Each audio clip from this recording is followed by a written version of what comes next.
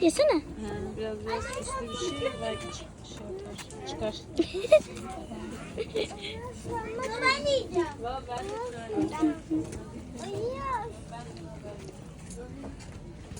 Ay çok tatlı gözüküyor.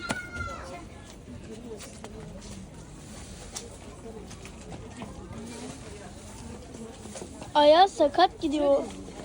Ayağı sakat. Bunun ayağı sakat bak. Anne doğru söylüyorsun. Bunun ayağı sakat. Evet bak. Yürüyemiyor, basamıyor.